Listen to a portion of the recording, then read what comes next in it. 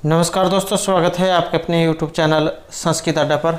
दोस्तों, आज की जो वीडियो इसमें हम करेंगे बाल विकास एवं शिक्षा शास्त्र से संबंधित महत्वपूर्ण क्वेश्चनों को जो आपके आगे आने वाले एग्जाम के लिए महत्वपूर्ण रहेंगे।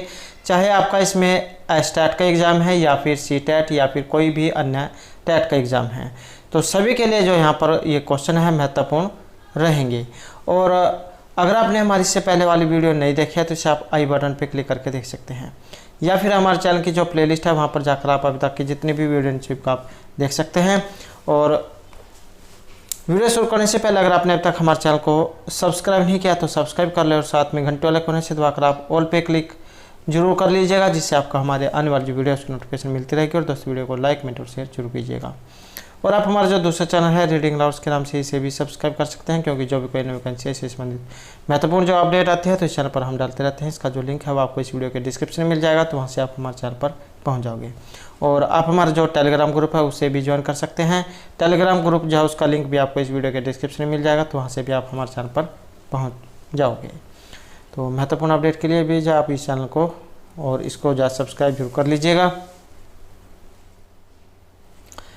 तो हमारा यहाँ पर पहला जो क्वेश्चन है, बच्चे के विकास के सिद्धांतों को समझना शिक्षक की सहायता करता है। शिक्षार्थी की आर्थिक पृष्ठभूमि को पहचानने में, शिक्षार्थियों को क्या पढ़ाया जाना चाहिए यह औचित्य स्थापित करने में, शिक्षार्थियों की भिन्न अधिगम शैली को प्रभावी रूप में संबोधित करने में, या शिक्षार्थी के सामाजिक स्तर को पहचानने में।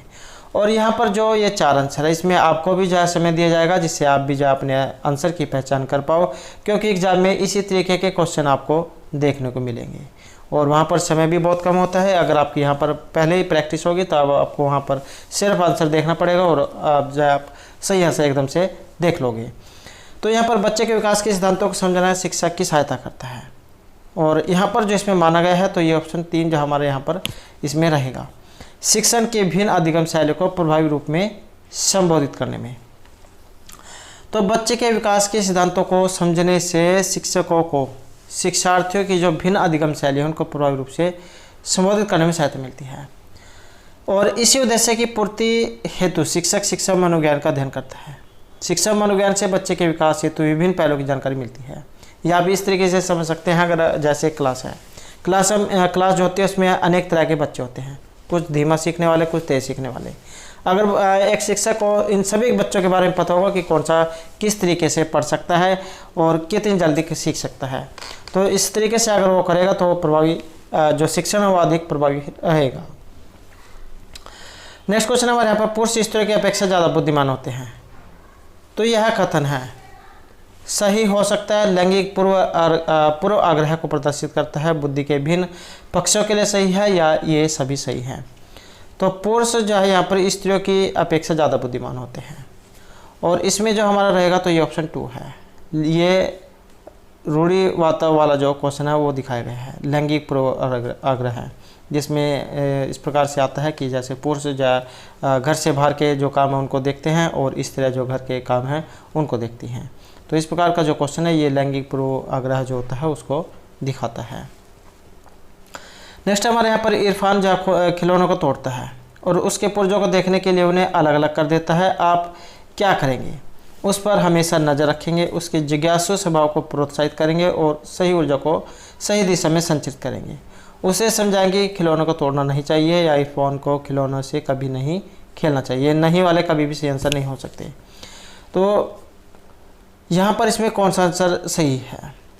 और सही जो यहाँ पर ये ऑप्शन रहेगा 2 वाला। उसके जिज्ञासु स्वभाव को प्रोत्साहित करेंगे और उसकी ऊर्जा को सही दिशा में संचित करेंगे।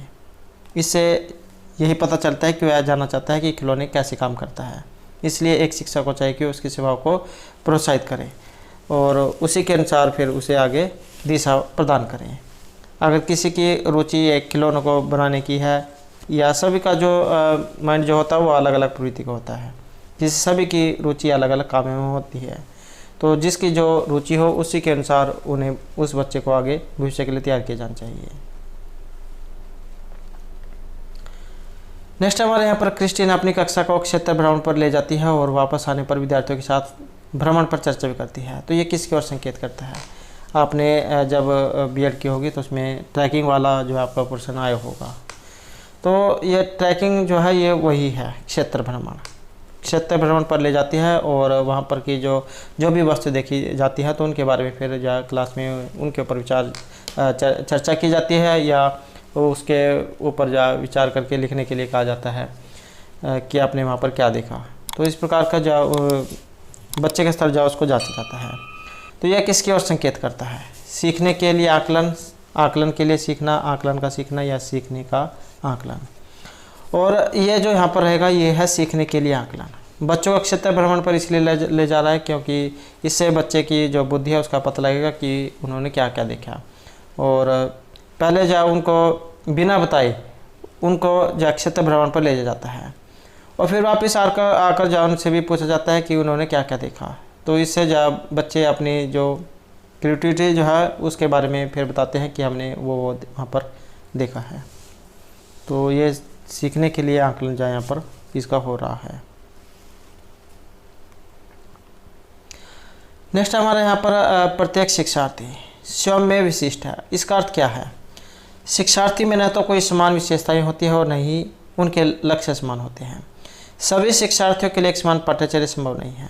एक विषम रूपी कक्षा में शिक्षार्थियों की क्षमताओं को विकसित करना संभव है। यह कोई भी दो शिक्षार्थी अपनी योग्यताओं, रुचियों और प्रतिभाओं में एक समान नहीं होते हैं।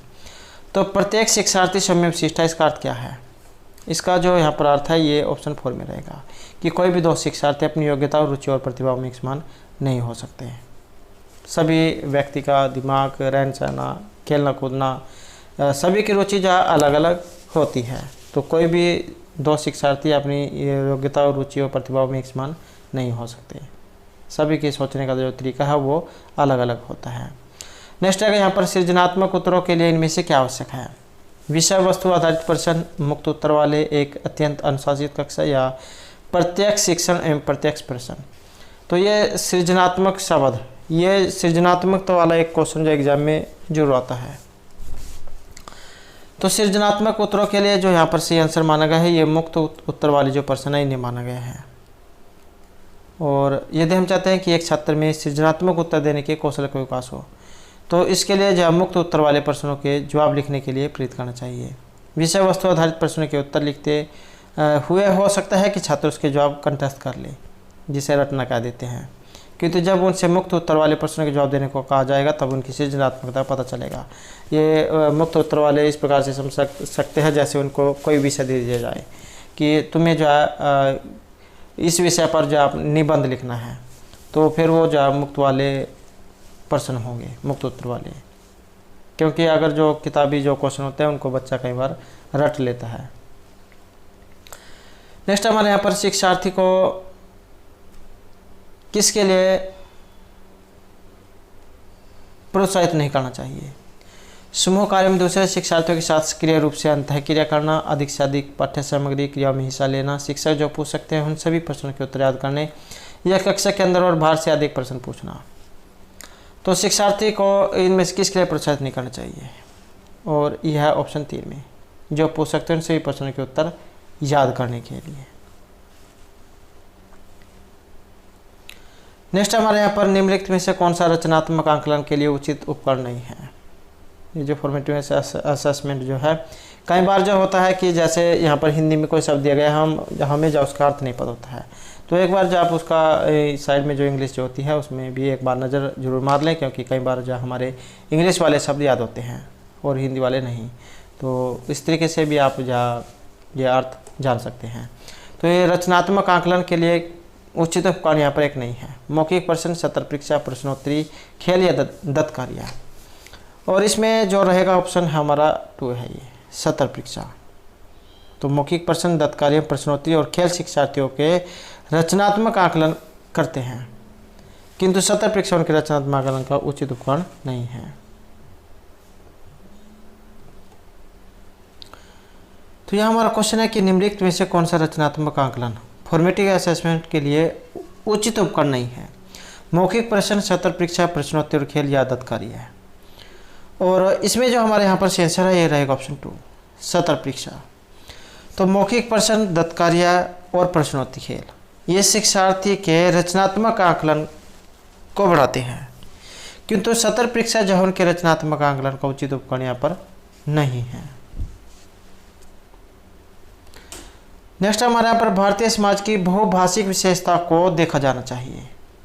तो भारतीय समाज की बहुभाषिक विशेषता को विद्यालय जीवन को समृद्ध बनाने के संसाधन के रूप में, विद्यार्थियों को सीखने के लिए अभिप्रेरित करने हेतु, शिक्षक योग्यता की चुनौती के रूप में, शिक्षार्थियों के लिए विद्यालय जीवन को एक जटिल अनुभव के रूप में बनाने के कारक के रूप में, या शिक्षण अधिगम प्रक्रिया में बाधा के रूप में।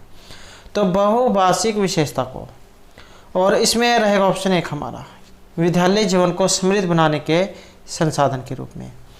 तो भारतीय समाज जो है क्या बहुभाषी समाज है, और यहाँ पर अनेक प्रकार की भाषाएं बोली जाती हैं। भारतीय समाज की इस विशेषता को विद्यालय जीवन को समृद्ध बनाने के एक संसाधन के रूप में देखा जाना चाहिए। नेक्स्ट है हमारे यहाँ पर विद्यार्थियों के सीखने में जो रिक्तियाँ रह जाती हैं उनके निदान के बाद क्या होना चाहिए। ये निदान शब्द क्या होता है, हमारे सामने जब भी कोई समस्या आती है तो हम उसकी खोज करते हैं कि ये किस कारण से हुआ है।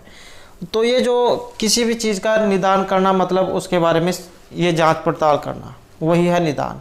और उसके बाद हम क्या करते हैं, जब हम किसी काम की जो कमी जा उसका पता लग जाता है कि यहाँ पर कमी है, उसके बाद हम उसका उपचार करते हैं। तो विद्यार्थी के सीखने में जो रिक्तियाँ रह जाती है, जो कमियाँ रह जाती हैं, उनके निदान के बाद क्या होना चाहिए। सघन अभ्यास कार्य, सभी पाठों को व्यवस्थित रूप से दोहराना, शिक्षार्थी और अभिभावकों को उपलब्धि के विषय में बताने, समुचित उपचारात्मक कार्य। तो जब कोई हम निदान करते हैं उसके बाद क्या होता है, उसका उपचार करते हैं। जब हमें कोई कमी मिल जाती है तब हम उसको ठीक करते हैं। तो समुचित उपचारात्मक कार्य यहाँ पर इसका रहेगा। नेक्स्ट हमारे यहाँ पर सबसे अधिक गहन और जटिल सामाजिकरण किसमें होता है। किशोरावस्था के दौरान, पूर्व बाल्यावस्था, प्रौढ़ या व्यक्ति के पूरे जीवन में। तो सबसे अधिक गहन और जटिल सामाजिकरण किसमें माना गया है, और ये है किशोरावस्था में। 4 जो अवस्थाएं मानी गई हैं, शैशव, बाल्य, किशोर और युवावस्था। तो किशोर अवस्था जो है 12 से 18 वाली, इसमें सामाजिकरण जो है गहन जटिल माना गया है।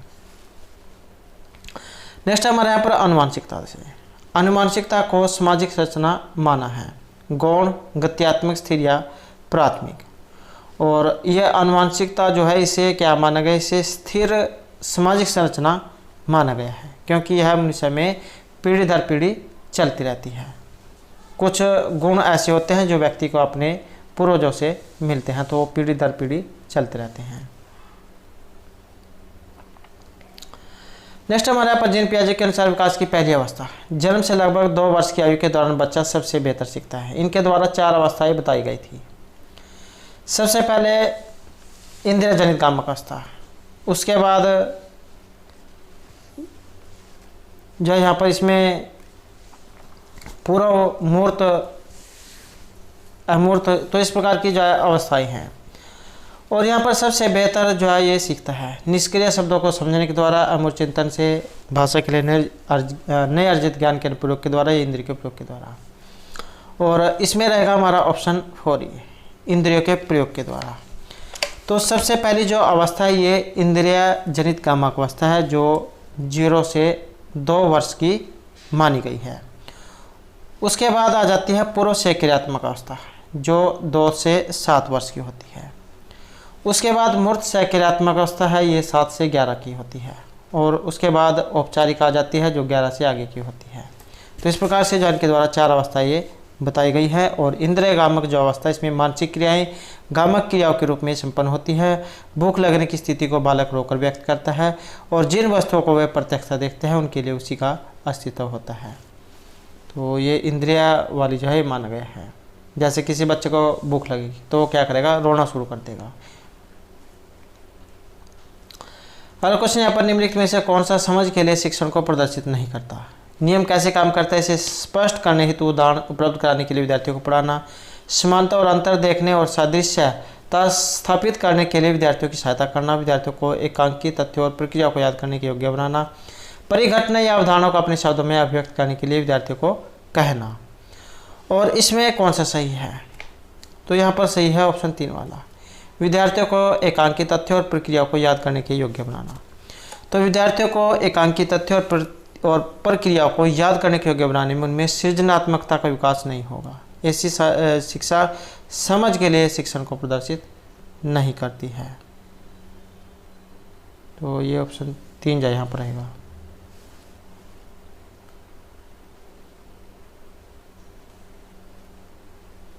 नेक्स्ट है यहाँ पर सीखने का वह सिद्धांत जो पूर्ण रूप से और केवल अवलोकनीय व्यवहार पर आधारित होता है, सीखने के किस सिद्धांत से संबंधित होता है? विकासवादी, व्यवहारवादी, रचनावादी या संज्ञानवादी? सीखने का वह सिद्धांत जो पूर्ण रूप से और केवल अवलोकनीय व्यवहार पर ही आधारित होता है, और इसे क्या कहा जाता है? इसे कहा जाता है व्यवहारवादी सिद्धांत। नेक्स्ट हमारे यहाँ पर एक शिक्षिका अपनी कक्षा के प्रतिभाशाली बच्चों की योग्यताओं की उपलब्धि चाहती है, तो अपने उद्देश्य की प्राप्ति के लिए उसे निम्नलिखित में से क्या नहीं करना चाहिए? तो एक काम जो है यहाँ पर नहीं करना चाहिए, वो कौन सा है? तनाव को नियंत्रित करना सिखाना, विशेष ध्यान के लिए उनके समकक्षों से अलग करना, उनकी सृजनात्मकता को समृद्ध करने के लिए उन्हें चुनौती देना, गैर शैक्षिक गतिविधियों में आनंद लेना सिखाना।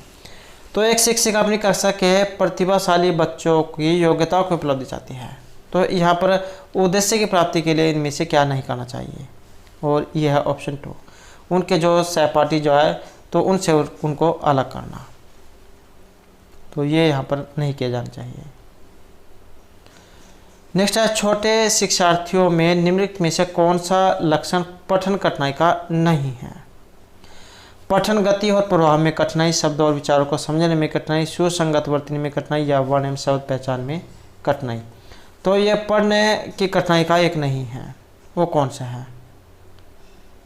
और यह है ऑप्शन 1 वाला, पठन गति और प्रभाव में कठिनाई का।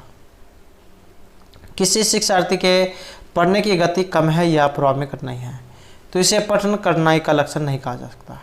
पठन कठिनाई जैसे जो मतलब जो लिया गया है, पढ़ने, सुसंगत वर्तनी करने, वर्ण एवं शब्द की पहचान में कठिनाई से लिया गया है, तो ये पढ़ने की गति और प्रभाव में कठिनाई से इसका कोई संबंध नहीं है। नेक्स्ट है यहाँ पर निम्नलिखित में से कौन सी विशेषता आंतरिक रूप से अभिप्रेत बच्चों के लिए एक सही नहीं है? कौन सी यहाँ पर एक सही नहीं है? ये नहीं वाले ही जो क्वेश्चन आपको एग्जाम में देखने को मिलेंगे। उन्हें कार्य करने में आनंद आता है, वे कार्य करते समय उस तरह की ऊर्जा प्रदर्शित करते हैं, वे चुनौती भरे कार्य को पसंद करते हैं या वे हमेशा सफल होते हैं। तो एक कार्य यहाँ पर सही नहीं है, ये कौन सा नहीं है? और ये ऑप्शन 4 वाला कि वे हमेशा ही सफल होंगे, तो इस प्रकार की आशा कभी भी नहीं करनी चाहिए। आंतरिक प्रेरणा बच्चे को कार्य करने में आनंद प्रदान करती है, इसलिए वे कार्य करते समय उस तरह की ऊर्जा प्रदर्शित करते हैं, और आंतरिक प्रेरणा के कारण ही बच्चे चुनौती भरे कार्यों को पसंद करते हैं। ये हमेशा ही सफल होंगे, तो इस प्रकार ये कभी भी सही नहीं हो सकता, तो इस कारण से यहाँ पर राइट आंसर है। नेक्स्ट है यहाँ पर शिक्षार्थियों का आत्म नियमन, ये किसकी ओर संकेत करता है? विद्यार्थियों के व्यवहार के लिए विनियमन बनाना, विद्यार्थी निकाय के द्वारा बनाए गए नियम है विनियम, स्व अनुशासन, नियंत्रण या अपने सीखने का स्व पर्यवेक्षण करने की उनकी योग्यता। तो शिक्षार्थियों का आत्म नियमन, और यह है ऑप्शन 4 में, अपने सीखने का स्वयं पर्यवेक्षण करने की उनकी योग्यता। तो एक छात्र किसी काम को करता है, सीखता है, फिर स्वयं उसका पर्यवेक्षण करता है, तो यह उस शिक्षार्थी के आत्म नियमन की ओर संकेत करता है। नेक्स्ट हमारे यहाँ पर निम्नलिखित में से किस कथन को सीखने के लक्षण के रूप में नहीं माना जा सकता? सीखना कुछ ऐसी चीज़ें हैं जो कुछ अनुभव के परिणामस्वरूप घटित होती है। व्यवहार का अध्ययन सीखना है, अनअधिगम भी सीखने का ही एक हिस्सा है। सीखना एक प्रक्रिया है जो व्यवहार में मध्यस्थता करती है। तो कौन सा सीखने के लक्षण के रूप में नहीं माना जा सकता? यहाँ पर भी आप देख सकते हैं नहीं वाला पूछा गया है, और यहाँ पर रहेगा ऑप्शन 2 वाला है, व्यवहार का अध्ययन सीखना है। अगला क्वेश्चन यहाँ पर सिद्धांत के रूप में रचनावाद दुनिया के विषय में अपना दृष्टिकोण निर्मित करने में शिक्षार्थी की भूमिका पर बल देता है। सूचनाओं को याद करने और पुनः समन के द्वारा जांच करने पर बल देता है।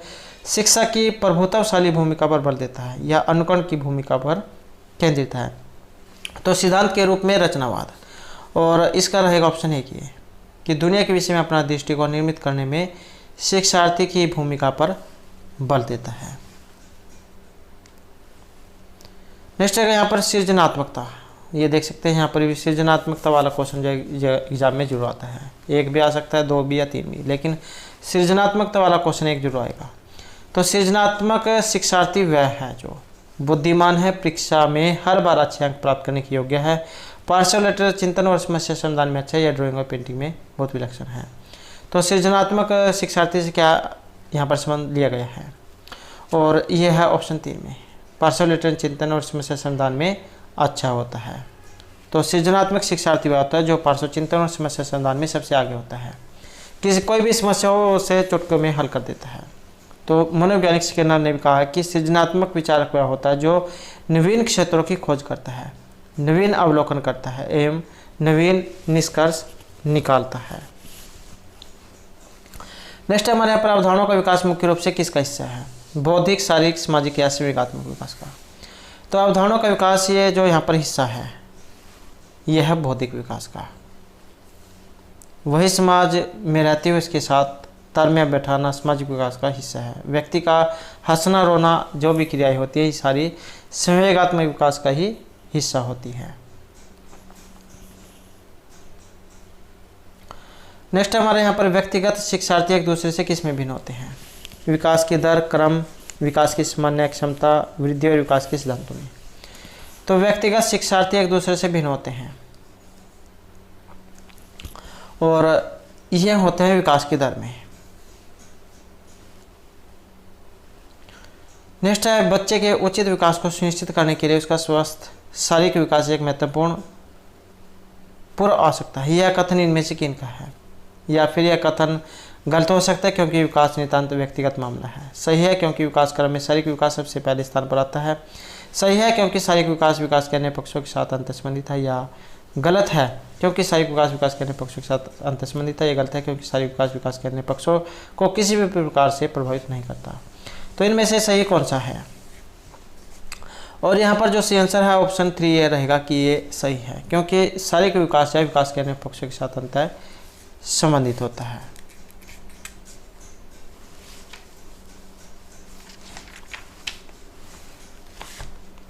जो बच्चा स्वस्थ होगा उसका शारीरिक विकास भी तेज होता है, लेकिन जो बच्चा बीमार रहता है उसका शारीरिक विकास भी रुक जाता है। नेक्स्ट हमारे यहाँ पर मानव विकास कुछ विशेष सिद्धांतों पर आधारित है। निम्नलिखित में से कौन सा मानव विकास का एक सिद्धांत नहीं है? अनुक्रमिकता, सामान्य से विशिष्ट, प्रवृत्ति या निरंतरता। तो यहाँ पर भी ये नहीं वाला क्वेश्चन आया है और यह है प्रतिवर्ती। तो अनुक्रमिकता, सामान्य से विशिष्ट एवं निरंतरता मानव विकास के सिद्धांतों का अनुपालन करते हैं, किंतु यह प्रतिवर्ती जो है मानव विकास का सिद्धांत यहाँ पर नहीं माना गया है। नेक्स्ट है यहाँ पर निःशक्त बच्चों के लिए समेकित शिक्षा की केंद्रीय प्रायोजित योजना का एक उद्देश्य है निःशक्त बच्चों को शैक्षिक अवसर उपलब्ध कराना। विशेष विद्यालय, मुक्त विद्यालय, ब्लाइंड रिलीफ एसोसिएशन के विद्यालय या नियमित विद्यालय में। तो निःशक्त बच्चों के लिए समेकित शिक्षा की केंद्रीय प्रायोजित योजना का उद्देश्य है और यह है नियमित विद्यालय से। नेक्स्ट है यहाँ पर निम्नलिखित में से कौन सा कथन सीखने के विषय में सही है? सीखना उस वातावरण में प्रभावी होता है जो संवेगात्मक रूप से सकारात्मक हो और शिक्षार्थियों को संतोष करने वाला हो। सीखने के किसी भी चरण पर सीखना संवेगात्मक कारकों का प्रभावित नहीं करता। सीखना मूल रूप से मानसिक क्रिया है। बच्चे के द्वारा की गई त्रुटियां संकेत करती हैं कि किसी तरह का सीखना नहीं हुआ। तो यहाँ पर सीखने के विषय में सही और सही कथन कौन सा है? तो ये ऑप्शन 1 वाला है कि सीखना उस वातावरण में प्रभावी होता है जो संवेगात्मक रूप से सकारात्मक हो और शिक्षार्थियों को संतुष्ट करने वाला हो।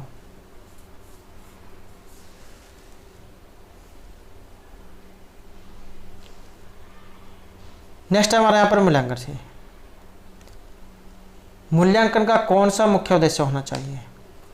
शिक्षार्थियों की उपलब्धि को मापना, यह निर्णय लेना कि क्या विद्यार्थी को अगली कक्षा में प्रबंध किया जाना चाहिए, सीखने में होने वाली कमियों को निदान और उपचार, शिक्षार्थियों की त्रुटियां निकालना और उनकी उपलब्धि मापना। तो मूल्यांकन का कौन सा मुख्य उद्देश्य होना चाहिए?